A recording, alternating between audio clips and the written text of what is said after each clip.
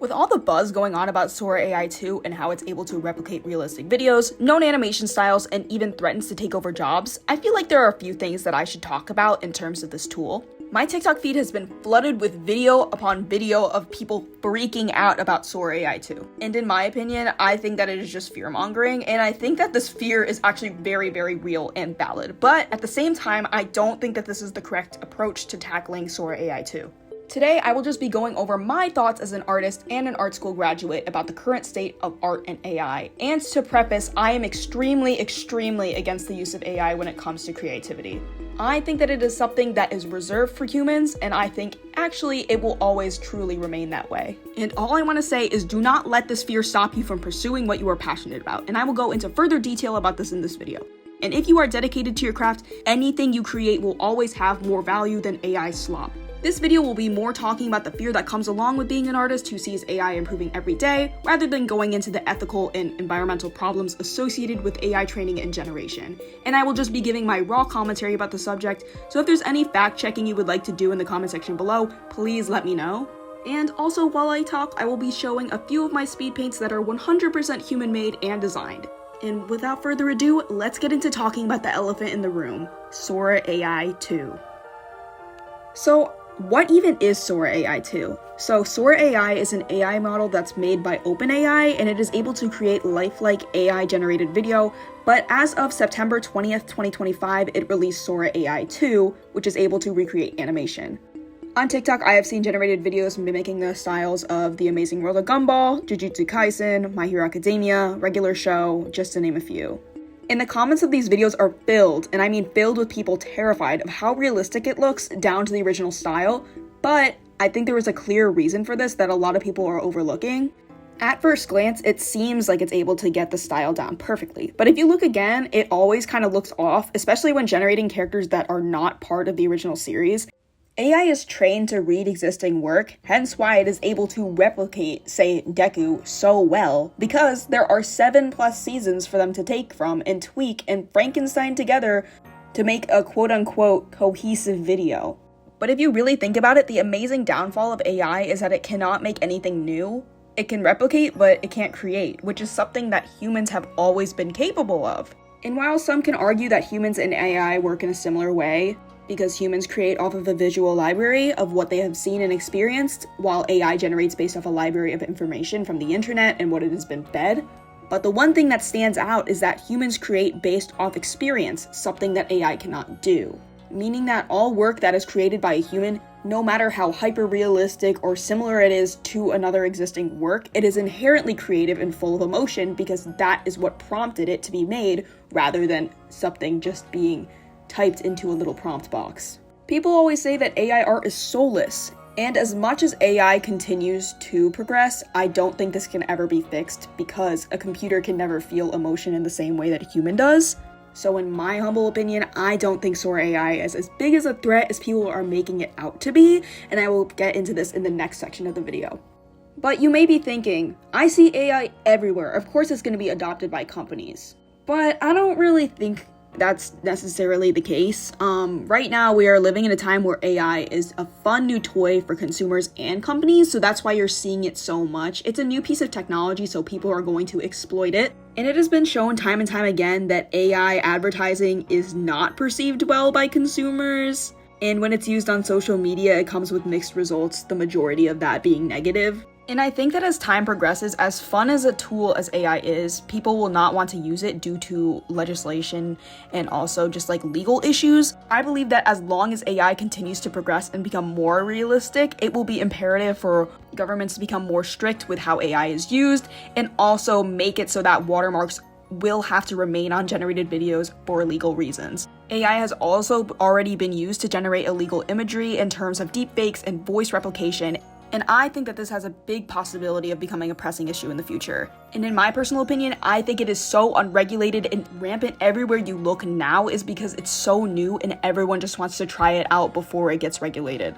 I think that this will stop the widespread usage and will be attuned to slop, which it kind of is already. If you look at the comment sections on AI slop on Instagram Reels or TikTok, It's not exactly positive, and no company wants to be associated with that. Media companies want to create films and games that leave an impact through art, music, UI, and emotion, and this is something that cannot be done with AI. If you've been anywhere in New York City for the past month or so, you have probably seen the ads for Skechers, which are completely AI generated, as well as the AI necklace Friend. I think it's called Friend AI. And these ads have been posted everywhere, from subways to even the back of my Broadway playbook. Yes, I got the AI Skechers ad in the back of my Hadestown playbook. What a wonderful sight. But all I've seen online is people scrutinizing this and being like, what even is the point?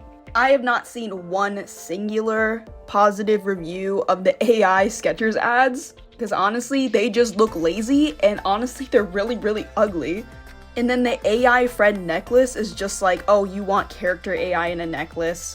It's just not very appealing and kind of just makes you look like a loser, in my opinion. So as fun and fresh as AI seems to a lot of people, it's just kind of almost like a fad that's going to die out in a few years, because who wants an AI chat buddy on their necklace, parading that around the world?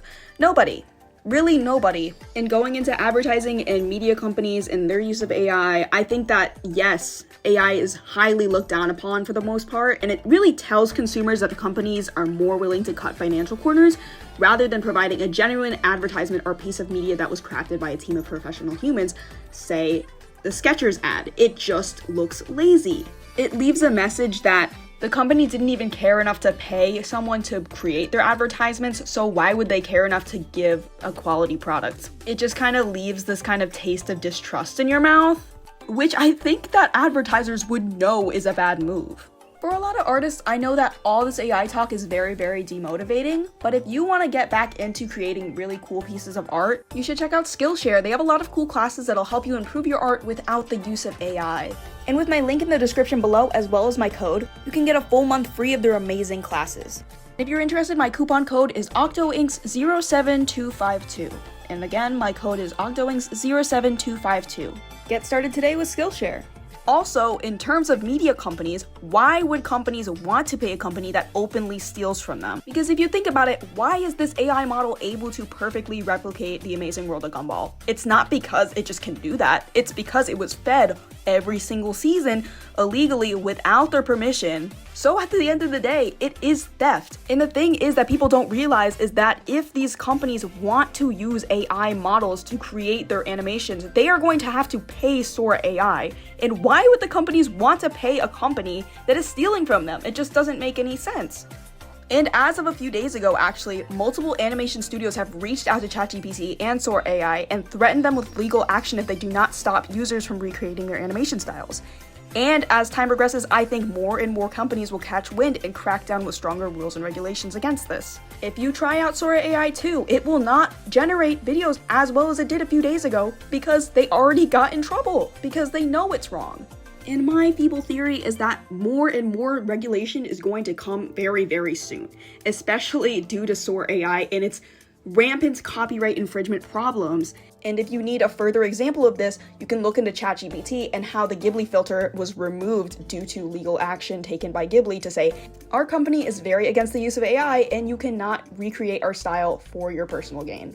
While yes, I think that the temptation of cutting corners when it comes to money is tempting for many, many companies, the sole factor of what makes different media so influential is the art behind them. And if you think about your favorite video games or your favorite movies, the most influential part of the brand is the art. It's what leaves an impact, it's what triggers an emotional reaction, and AI-generated imagery just lacks that human element, which makes things so exciting and so memorable. And this also goes for advertising and real-life films. I know there has been also a lot of buzz about the AI actress Tilly Norwood, but again, I think this just falls under the umbrella of novelty. She is the first AI actress, and I think that people are going to catch on very quickly that this is not a model that works, and it does not sell to consumers.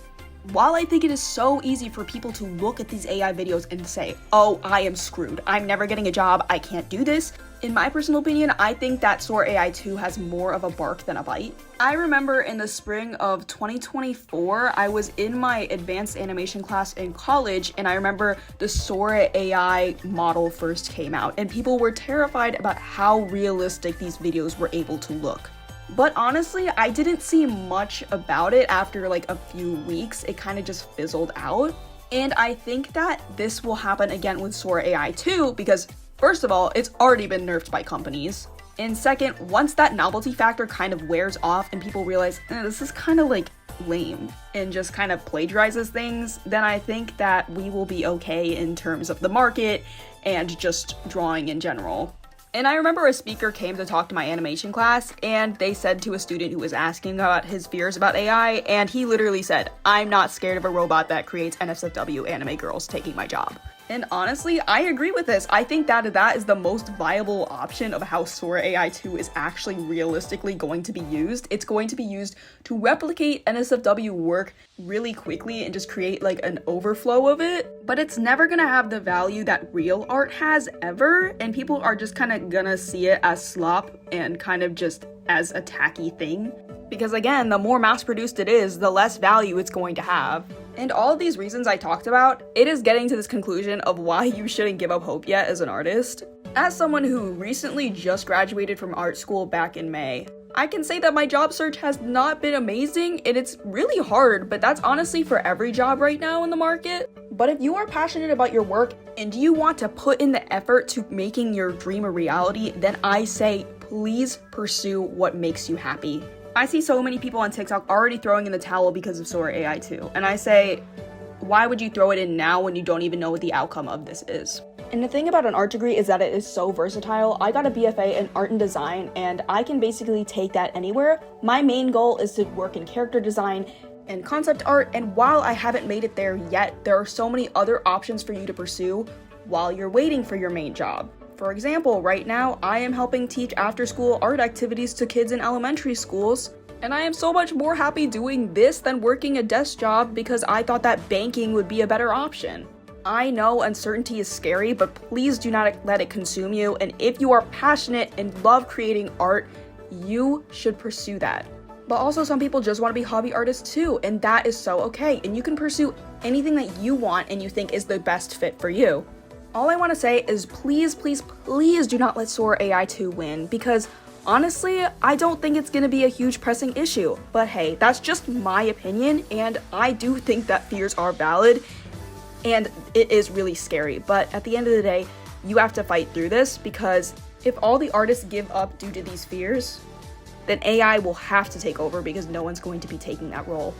And we don't want that to happen, right? We really, really do not. I want to keep seeing all of your art on Instagram and TikTok and wherever you post it because you guys are amazing.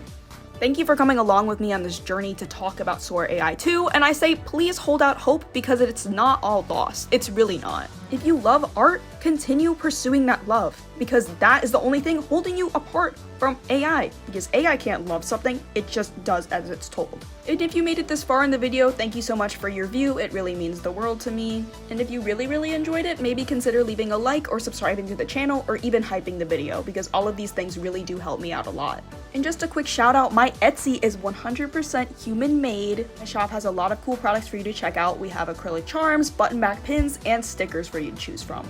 And if you like My Hero Academia, Pokemon, Splatoon, Zelda, we have so much for you. And again, thank you guys so much for watching the video, and I hope to see you next time. Keep on creating. Bye!